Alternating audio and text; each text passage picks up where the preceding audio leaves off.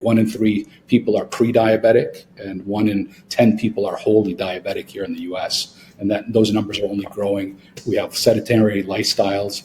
Our kids are not doing physical education in schools. We're on tablets and devices all day, not in the gym. So certainly there needs to be something to not only curb the effects of diabetes, but also screen patients for the ocular manifestations of systemic diseases such as diabetes.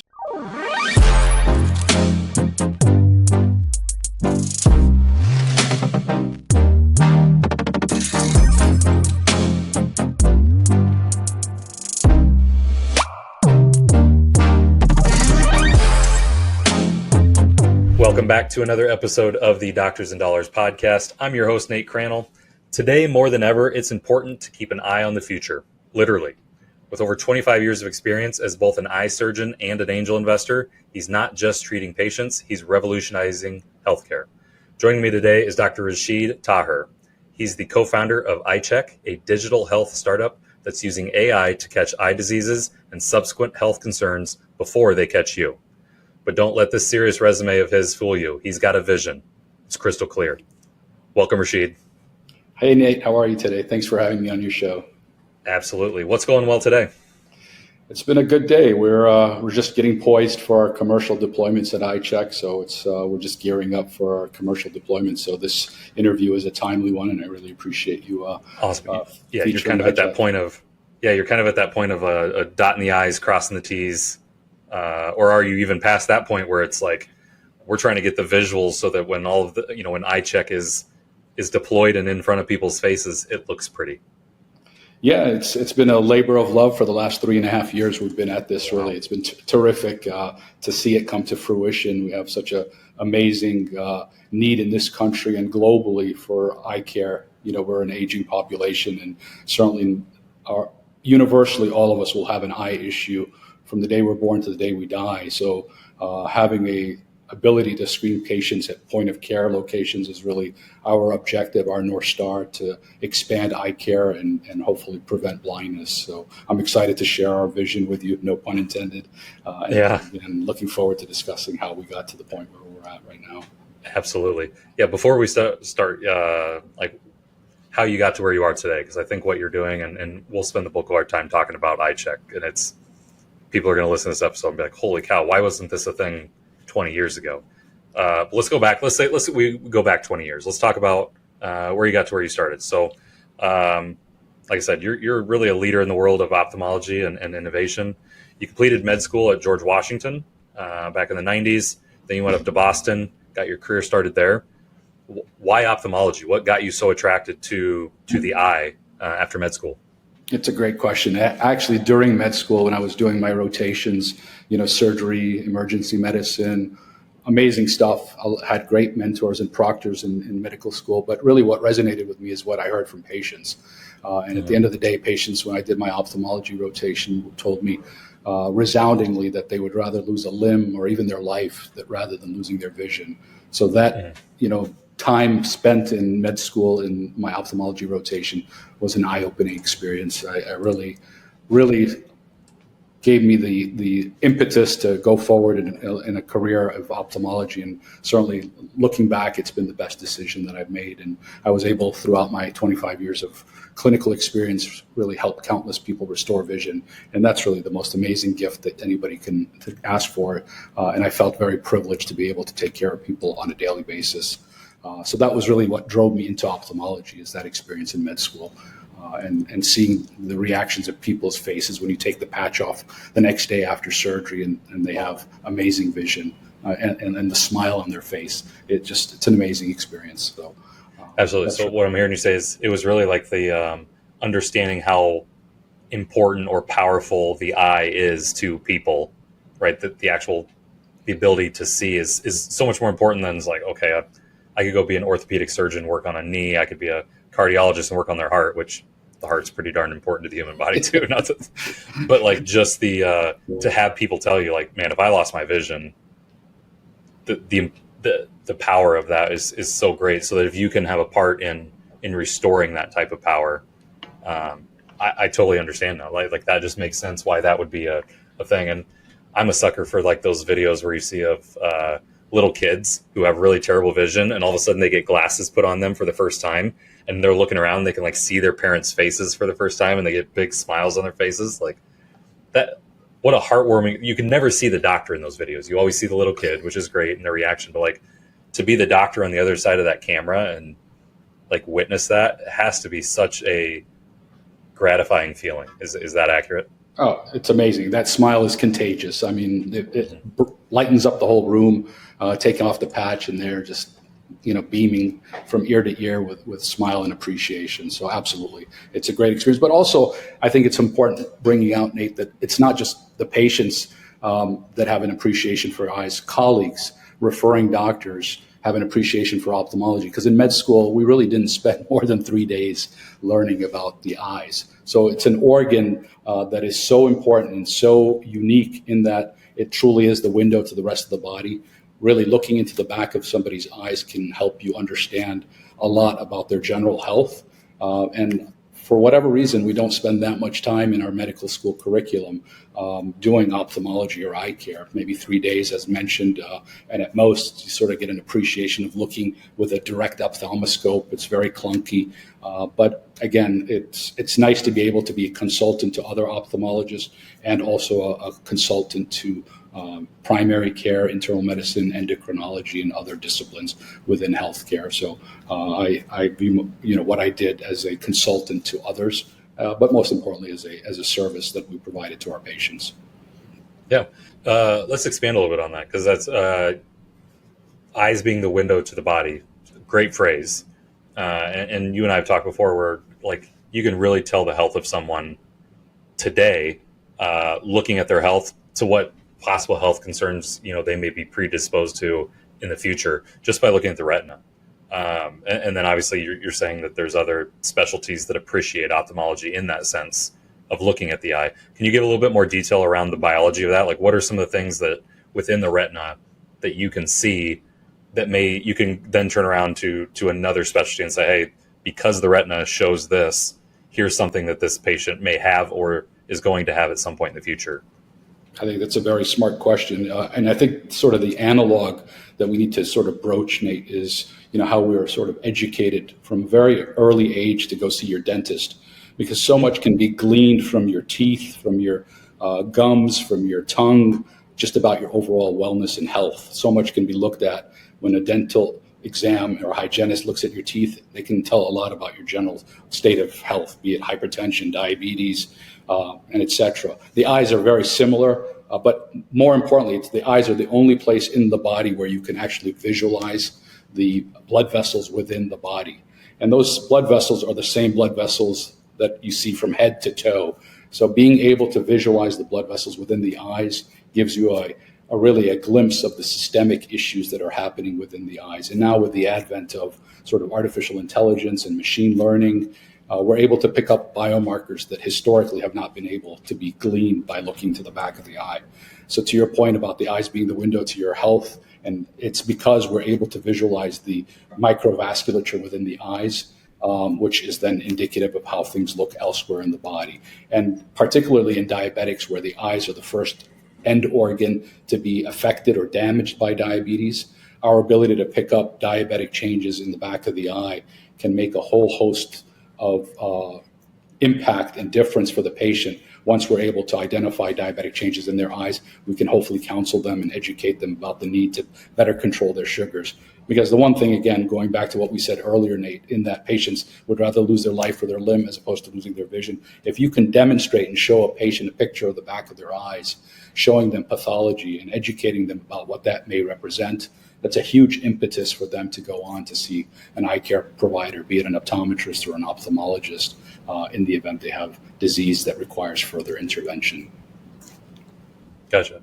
Yeah, that totally makes sense now when you use the phrase window to the eye. Why that? Like, because the other alternative to see those same blood vessels would be like peel back the skin, which is like this is just an easy way to see them. Correct. And to say, okay, here's what it looks like here. This is what we're seeing down the road. And so what do the blood vessels in the back of the eye look like to where you versus a healthy eye that you can say, okay, this person's pre-diabetic or predisposed to hypertension, those types of things? Is it simply swelling? Is it color? What does that look like? Yeah, it's a great question. So normally we have blood vessels called arteries that deliver oxygenated blood to the organ, and then venules or veins that carry deoxygenated or blood that's been used by the organ back to the heart and lungs for reoxygenation. So when we look in the back of the eye, we can visualize the arteries and the veins in the back of the eyes, and we can visualize the nerve tissue, which is the retina. The retina is part of the brain.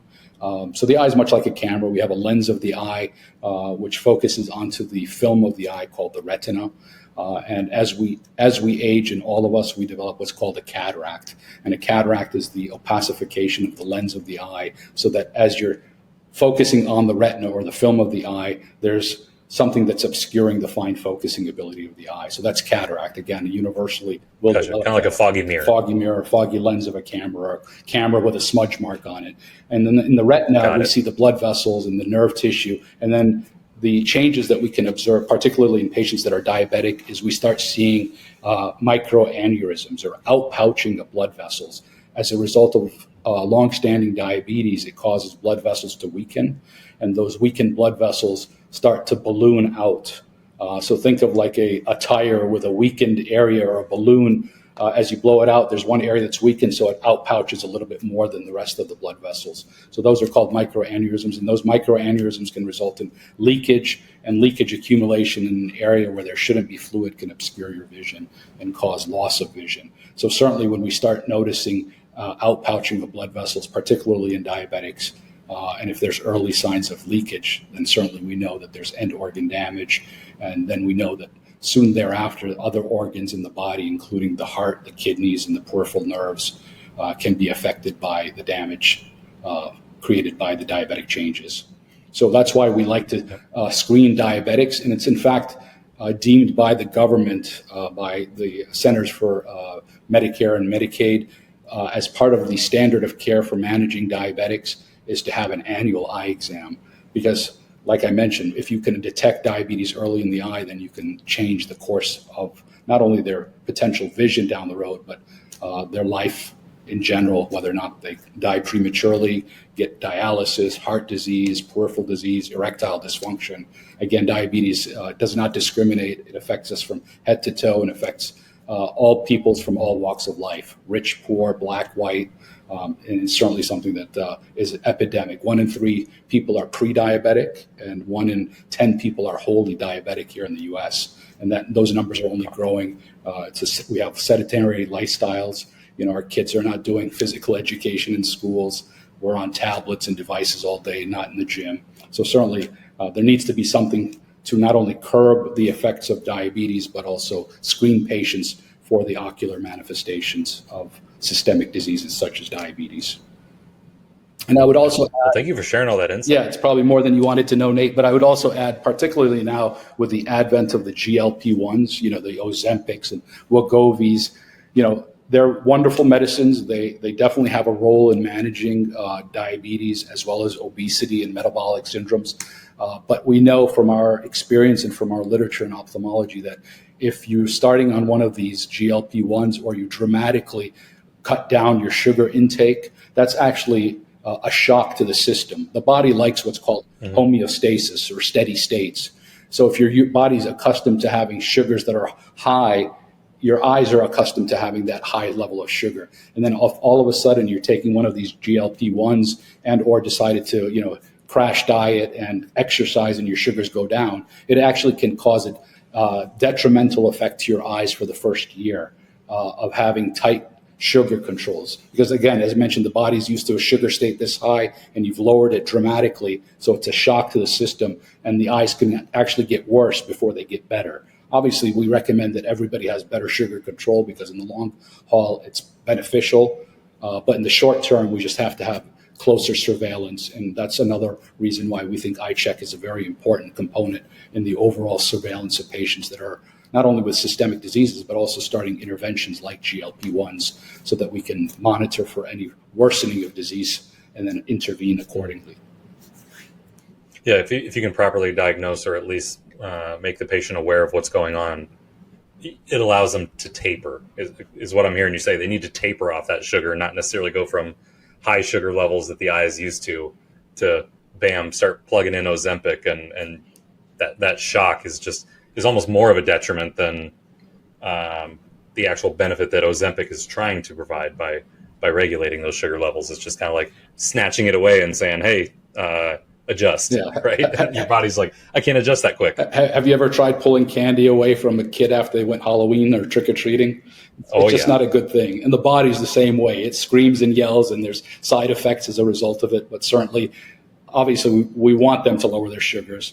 But just educating the consumers about the effects of these drugs and these interventions on their eyes is a very important public health initiative. And I think more education needs to be sort of done with these drugs that are sort of being used for a lot of different disease states, not just obesity, not just diabetes, but now they're talking about it for heart issues, even for addictions. It can curb addictions.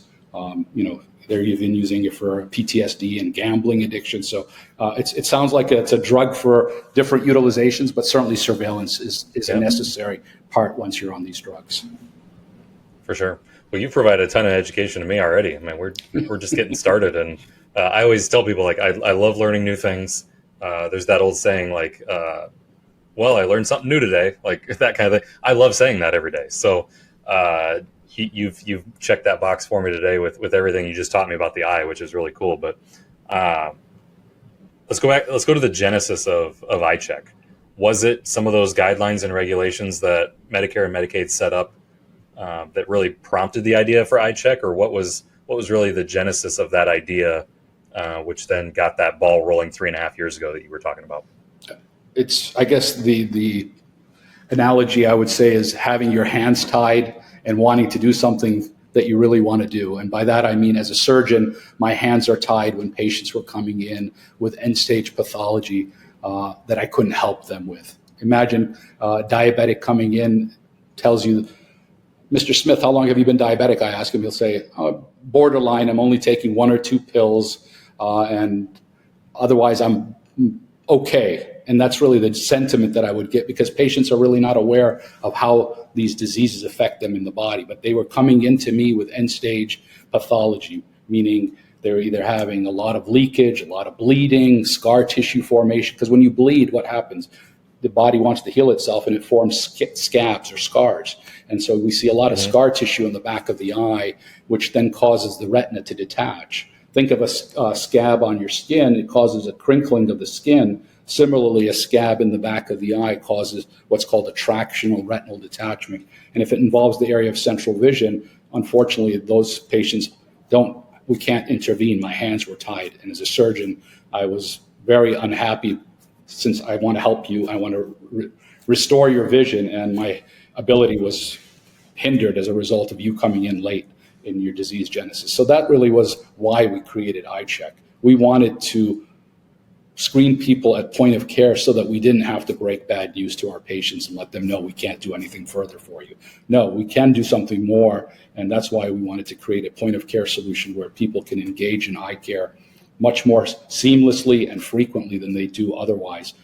Less than 50% of diabetics currently are being seen by an eye doctor. And as mentioned, every diabetic should be seen by an eye doctor on an annual basis, if not more frequently. And that's why you said less than 50%. So there's, if you look at the total population of people who have diabetes, less than 50% are actually seeing a doctor and being treated for it. And that's that same statistic where you're talking about, like, 1 in 10 people have it already. 1 in 3 people are pre-diabetic. So I mean, you're talking a large chunk of the U.S. population. That's correct, and not just diabetes, but we know macular degeneration, glaucoma, vein occlusions, other issues that affect the eyes are correlated with aging. So certainly, as we get to 50 and above, and I hate saying that because probably I'm the only one on this conversation that's 50 and above, Nate. So puts a lot of the listeners are 50 and above. Puts me in the camp of one of my patients. But having said that, it's very important, at minimum 50 and above, to get an annual eye exam, because there are other things apart from diabetes that need to be detected, and they're leading causes of blindness, macular degeneration being leading cause of blindness for those above the age of 65, and certainly glaucoma is correlated with advancing age as well. And glaucoma is defined as damage to the optic nerve, which is essentially the cable between the eye and the brain. And the leading risk factor for glaucoma is high pressures in the eyes, but race and genetics are also high risk factors as well. So certainly, there's a need. Bottom line is everybody needs an eye exam. Mm-hmm. Yep. So the goal, or I guess the best outcome once EyeCheq is out, is it really then stands in not in line. It stands aside like hey, if you're over, I think it's over 40, you need to get prostate checked. If you're over 50 as a female, you need to get mammograms. So you want to be in that camp of like, once you hit certain ages, this needs to be something that happens often, annually, is what I'm hearing, because of the importance of it. There's so many other things that you can find out by doing that eye exam. And so like, hey, once you get older, I'm almost 40, I'm not quite there yet, but like, the prostate exam, the mammograms, the, colon checks, and all the things that you have to do as you age, you're wanting the eye exam to be front and center and a part of that as well. Yeah, I think it's important. Screening interventions are great public health initiatives if you can change the outcome if you detect diseases. So there's not screening for every disease under the sun, because sometimes it's not. Screening a large number of patients to determine a small segment of the population that may have disease is not a worthwhile endeavor. But when it comes to the eyes, we know those screening efforts are very impactful and very useful because, like I mentioned, universally everybody has some eye issues from the day we're born to the day we die. If you have a systemic diagnosis like diabetes or like hypertension, probably an exam for sure before the age of 50. But if you're healthy and otherwise without any medical conditions, then certainly 50 and on, you should have an annual exam. I'm not sure why it's not part of the annual health and wellness checkup. You go to your internist or your primary care physician. You don't tell them just to listen to the right lung and not the left lung. And the eyes are part of the body, and you should certainly have the eyes as part of your wellness check on an annual basis. Right, and your primary care provider, right? You'll sit down up on their padded bench, and they'll get out their little eye thing with the flashlight on it. I mean, they're not trained, right? You said that they got 3 days of training in med school to know what they're looking at. They're probably looking at pupil dilation because of the light, but they're not truly doing more in depth. And I've never been referred to, as I go see my primary person, I've never been referred to like, hey, I peeked in your eyes really quick. I think you should go, talk to your eye doctor. Like that's just not a conversation that I've ever had. From what I'm hearing from you, that's also not common for most people, is that, primary care or some of those other specialties are referring to the eye doctor to say, hey, go get an exam because of something I saw. It's more just whenever people are like, vision's adjusting a little bit as I've aged a couple of years. I'm going to go get my glasses, redone or up my prescription of my contacts. That's when people are being proactive about it. Yeah, unfortunately, EyeCheq is then going to be sooner. Yeah, unfortunately, Nate, sorry to interrupt. It is. No, unfortunately, it is. When patients are symptomatic, sometimes that's too late. So we want to really screen them before they start developing symptoms. And to your point about, only doing 3 days in med school, you're absolutely right. I mean, I delivered babies in med school, but it doesn't mean I'm going to be an OBGYN today. And similarly, the guys that looked into the eyes of their patients, it's not that they're doing a disservice. They're doing, part of their cursory eye exam. But I do think that those patients need to be told to go see an optometrist as a first line for their eye care needs. The optometrists are capable of handling the majority of eye care issues, and certainly we think everybody should be seen by optometry as a first line. Gotcha. So as we talk about first line, that kind of prompted a question in my mind. Talk to me about the logistics of EyeCheq. Because someone who says, hey, I want to go get my eyes checked, whether that's being proactive or they're now symptomatic and they're being reactionary, they could just go to their eye doctor, right? Whoever they got their contacts, their glasses from, whatever. What's the logistics of EyeCheq to where people are going to be using this product, and where is it going to be? That's a wonderful question. I think explaining the current paradigm of sort of how eye care is conducted today Start there. In the U.S. is a good starting point. Currently, as mentioned, if your primary doctor or if you're symptomatic, send you to an eye doctor, you have to call, make an appointment in advance, take time off from work. A lot of times you end up taking a family member with you because your eyes are going to be dilated when you go see the eye doctor. The dreaded dilation, and then the difficulty driving because of oncoming headlights or the sun. So it's a process, and it's certainly without. Been there. Yeah, it's not a comfortable feeling. But having said that, that's the current paradigm. And then certainly if there's a need for follow-up, obviously follow-up. And then obviously the requisite costs, insurance, copays, and deductibles.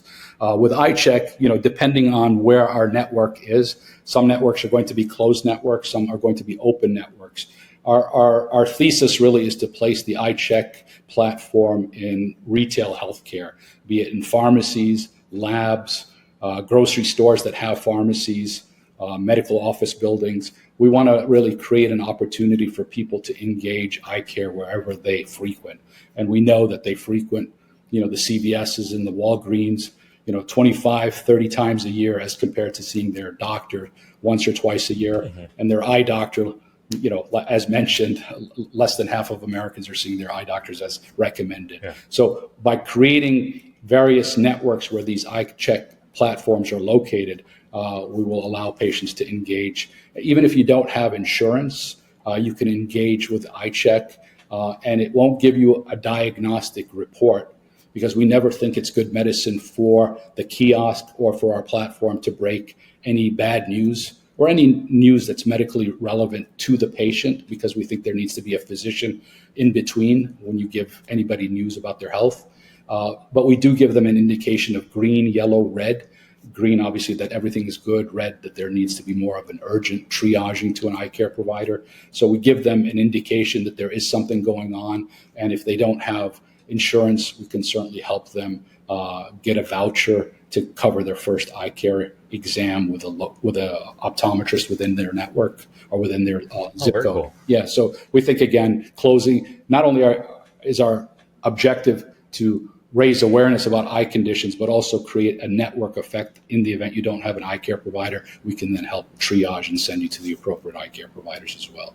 Plus, just giving them that kind of the carrot in front of the rabbit, right? You're saying green, yellow, red.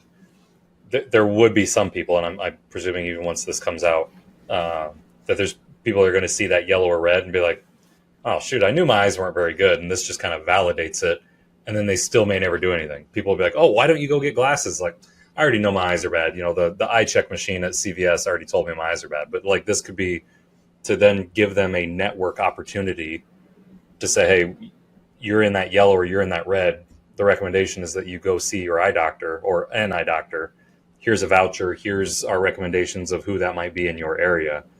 I think kind of gives them that nudge in the butt, right? To say, hey, we've given you the red and we're going to push you forward so that you actually do become proactive and do this. And so I think that's a great add-on to the service that you're already providing of doing the check itself and giving them that color coding, I guess, score. But a great add-on to then say, we're going to push you in the right direction so that this can start to be managed in the proper way.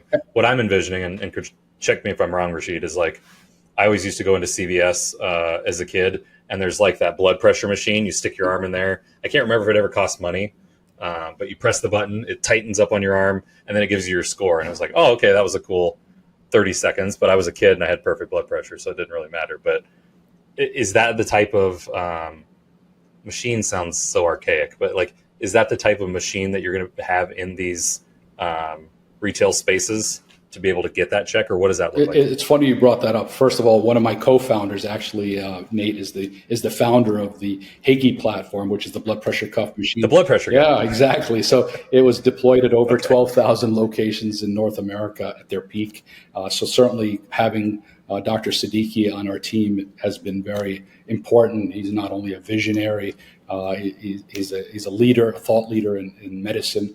And we're excited to learn from his mistakes and avert a lot of the issues that he made. But certainly he had a lot of successes, and we're learning from him as well. We have an amazing team and Dr. Siddiqui and Dr. Ali Kushnevis are co-founders of EyeCheq, and certainly without their input and their involvement, we wouldn't have the vision as it is today. So we're very fortunate to have people that have done this in healthcare, have had multiple successful exits in healthcare, and are really bringing together a very special and unique platform that up till this date has not been brought to the market. So we're excited by the opportunity. But yes, to your point, it's very similar to the blood pressure kiosk in that it's going to be in locations that you frequent, and there's no cost for the user to pay to engage with the EyeCheq platform. So we feel that everybody should have an eye screening exam, and we're going to hopefully be in all 50 states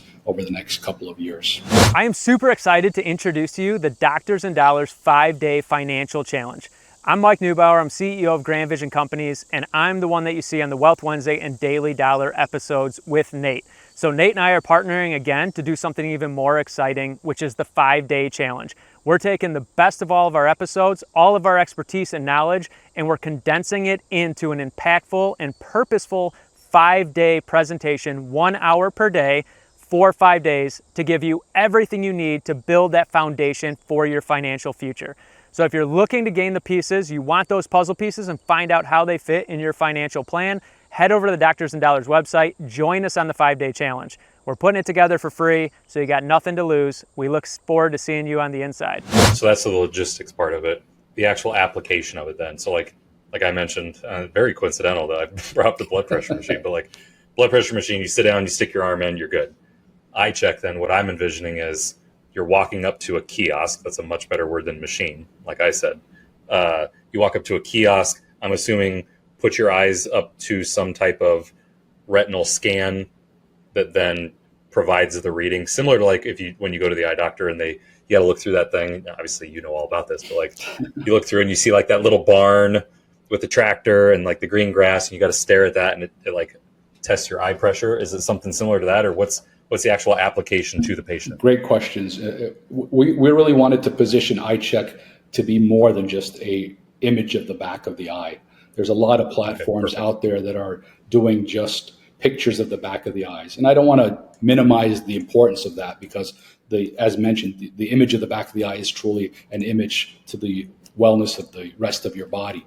But having said that, we also at EyeCheq, as you approach the kiosk, will check your visual acuity, which is the 20/20, 20/30, 20/40 number. We also check what's called an autorefractor, which essentially gives you the power of the lenses that you will need to give you best corrected visual acuity. Essentially what glasses, not that we're going to be prescribing glasses, but detecting changes or shifts in your refraction or the power of your eyes can be one of the earliest telltale signs of diabetes. Because as sugar rises in your body, it also increases in the lens of your eye, and then fluid from your body follows the sugar. So it causes a swelling of the lens of your eye, and that results in what's called a myopic shift. You become more nearsighted. Your ability to see far diminishes. So one of the first complaints that we get in ophthalmology or optometry, doc, my vision is blurry. And then maybe as a follow-on question, do you drink excess fluids, or are you going to the bathroom more often? Based on the answers, there's an impetus from the eye care providers to send you back to the primary care or internist to check for your glycosylated hemoglobin, to check to see if you're truly a diabetic or pre-diabetic, because those refractive errors or shifting in refractions, as mentioned, can be the first signs of diabetes without any manifestations of any blood vessel changes in the back of the eyes. So that's why we're checking for the autorefractor for medical and diagnostic purposes, as opposed to prescribing glasses. And the third test is the image of the back of the eye. And unlike the current paradigm where you have to have your pupils dilated, with our camera technology, we can get through medial opacities or small pupils, so we don't require dilation at the kiosk. And I think the importance of having the visual acuity checked is so many of us and so many of our neighbors and maybe our parents and grandparents are walking around with less than 20/20 vision. And decreased vision is one of the leading causes of morbidity in the aging population. it can result in inadvertent fall. Ages you sooner. Yeah, ages you sooner and could cause you to break your hip, break a leg because you didn't see something on the ground and you tripped over something, or you stepped on a curb and you couldn't gauge depth perception properly and you fell. So visual acuity is very important to check, and that's why we check it. And certainly the other issue is when you're not getting enough sensory input from the outside world, it can also accelerate dementia onset and Alzheimer's onset. So certainly your sensory input is vitally important. Vision and your hearing are very important to maintain your cognitive level of acuity as we age. And certainly that's why we check visual acuity, autorefractor, and the picture of the back of the eye. And that's really the screening services that we provide at the EyeCheq platform. In the future, we will be bringing forth other technologies, but for the time being, this is what we have. Very cool. You actually just answered I had a question in the chamber ready to go, and it was about dementia and how that can impact, the loss of sight or the loss of hearing can impact those things. And so you already answered that one. I just know because both grandparents on my dad's side had dementia. And so as they got older, yes, their vision got worse. And that was kind of one part of it. And so whatever underlying issues they had that then led to worse vision, then kind of, accelerated the dementia, where they went from a 10 to a 6 and a 6 to a 3 very quickly, as far as their health goes.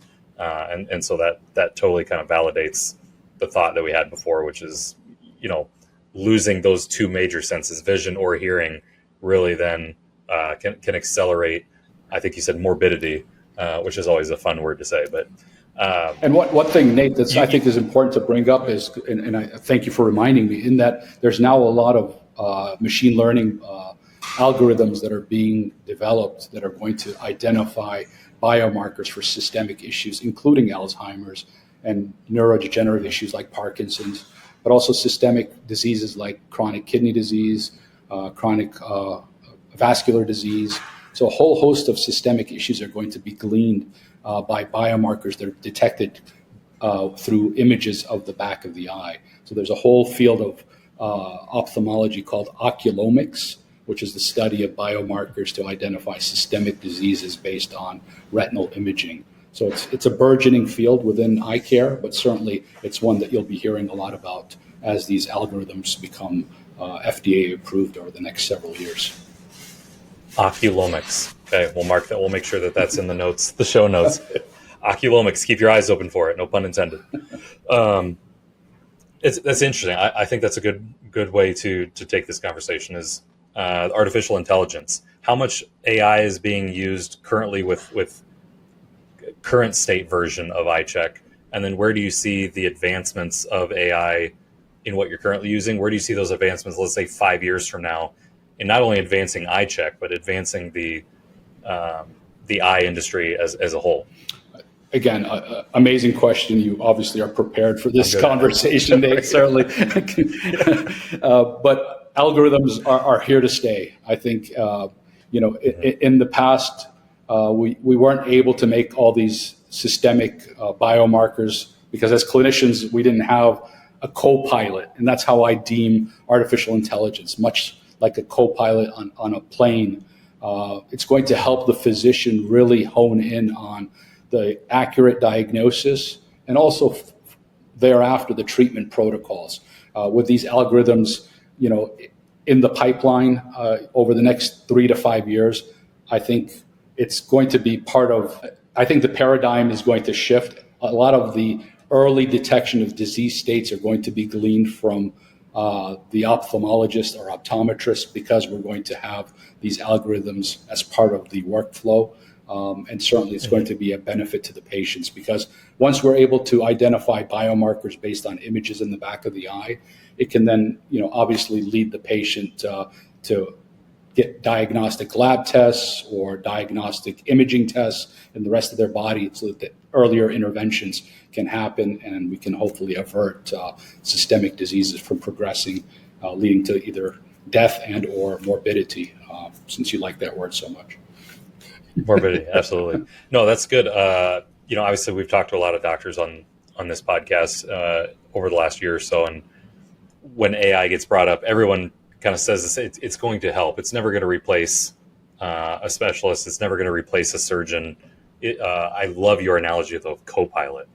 Like it's really, instead of flying the plane by yourself and putting all of that weight on the doctor's shoulders, the co-pilot that's a great analogy.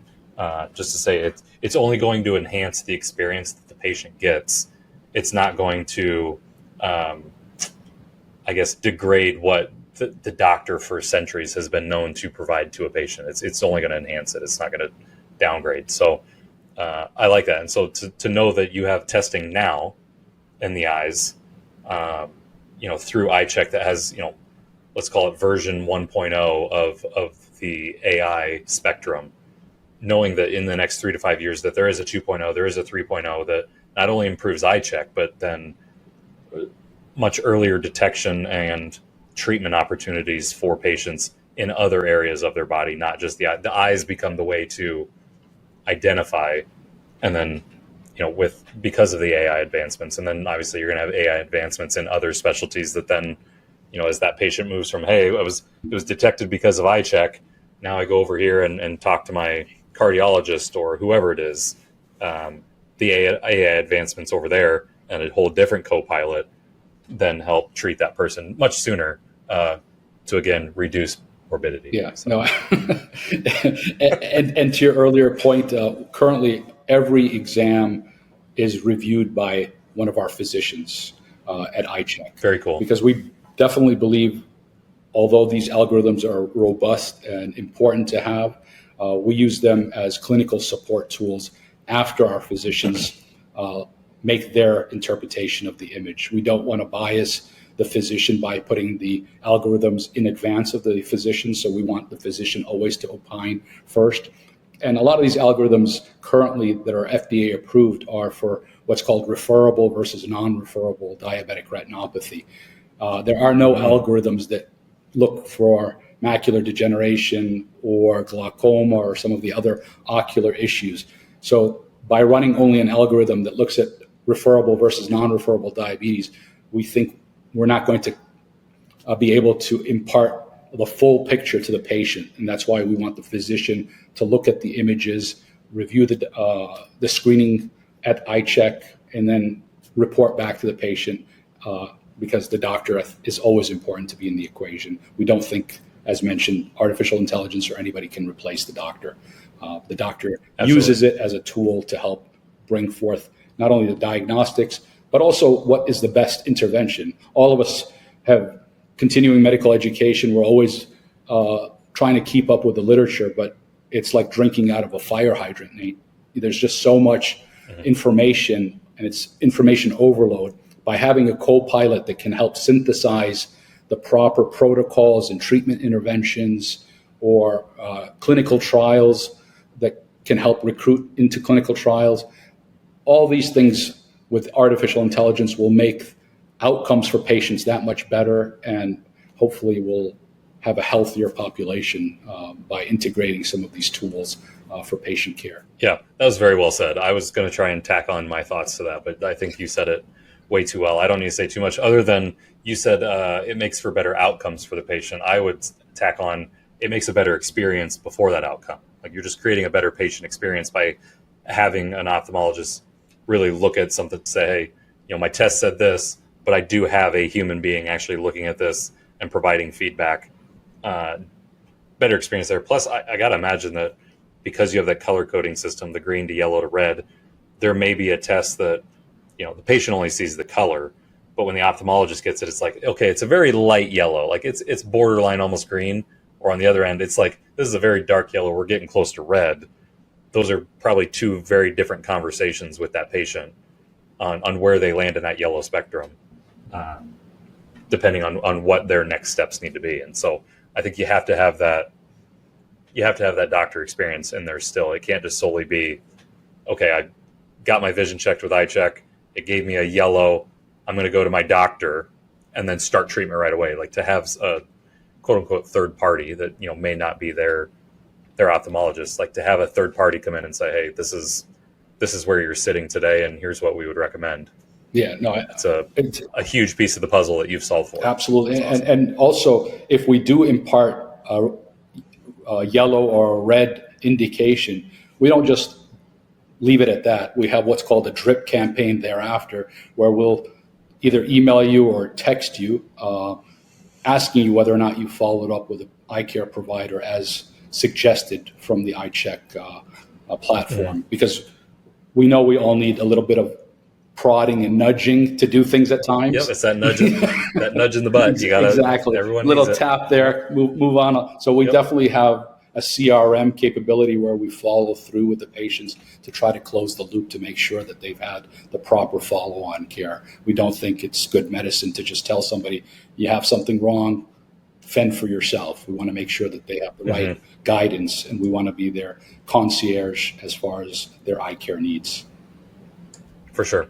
Yeah, one of the last questions, this is one I did write down. I told you before we started, I don't really write down a lot of questions. They all just kind of come off the top of my head. But one I did write down is, where do you see EyeCheq outside of these retail spaces, outside of the CVS and Walgreens? Where do you see EyeCheq being used in the future as a valuable resource in other areas? Well, as mentioned, I think, retail healthcare, your Safeways, your Albertsons, Kroger's, Publix, a lot of them have pharmacies. So certainly being adjacent to the pharmacy is an important place to have your. And we go to, on average, to the grocery stores as a society, twice a week. Some people even more than that. So you can only imagine the many opportunities you have to engage with an EyeCheq kiosk at your grocery store or your drugstore, or be it at your lab Quests or LabCorp. Some of these other medical office buildings in large hospital campuses. Even in urban centers, you can be in an urban center where there could be a lot of eye doctors, but for various barriers to entry, you don't have time to take off from work, you don't have the resources to pay for the copay or deductibles. There's a lot of our neighbors that don't have the luxuries to go see doctors at their own time and their own convenience. So having EyeCheq at locations can help a lot of people in even busy urban centers, rural healthcare. There's a lot of opportunities. 1 in 4 counties in the U.S., Nate, don't have an eye care provider, optometry or ophthalmology. Wow. That's staggering in America. So you can only imagine if we're having a paucity of eye care providers here in the U.S., what the second and third world has. So certainly this is a global phenomenon, global problem, and we certainly see opportunity for global expansion outside of the U.S. But certainly our focus right now is for the U.S. Yeah. 2 areas, not that I'm trying to give you advice or anything. You're way smarter than I am. But 2 areas I thought of as you were kind of describing some of those places, maybe in rural, just because I grew up in Western Iowa in a small town. Maybe those small, those family medicine practices that don't have they got the 3 days of experience in med school 30 years ago. Right. A lot of those rural places are older doctors, but getting involved somewhere there. Also YMCAs. I think just people spend a lot of time, with kids and things like that, or just that's where they work out. YMCAs, just to walk in that main lobby, there's an EyeCheq right there in a YMCA lobby. It might be an idea as well if you haven't thought about that. That's great. We're gonna have to talk offline. Sounds like you have some great ideas. Looking forward to continuing the dialogue. But absolutely, yesterday I reached out to somebody that runs rural health clinics. Huge opportunity there, and we've even been approached by people that want to do this on large employer campuses, because a lot of these large employers are self-insured, and certainly having the ability to keep the labor force on the campus rather than going into the doctor's offices. You lose productivity, certainly, and obviously they want to tend to their and make sure that their employees have the best healthcare possible.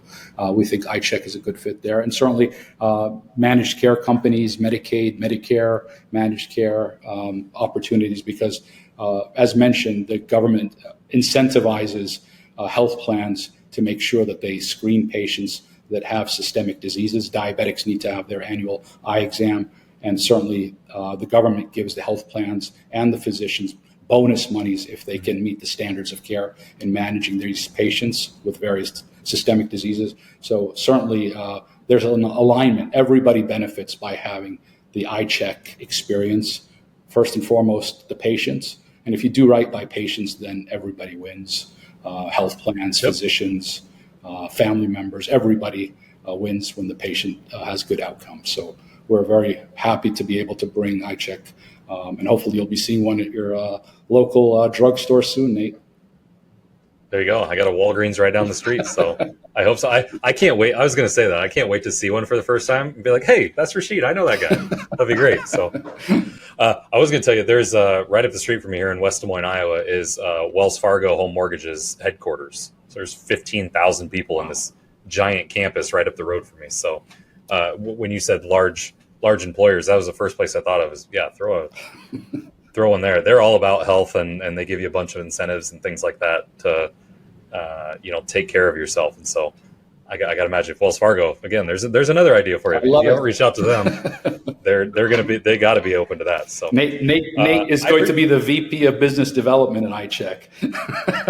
Hey, if I don't have enough on my plate already, let's add that to my calendar. Well, I just wanted to thank you, Nate, for having me on your podcast today. This was terrific, sharing our journey with you and your audience, and I look forward to hearing back. If anybody wants to learn more about EyeCheq, please drop me a note at Rashid@eyecheq.com. That's EYECHEQ.com, and Rashid is spelled RASHID.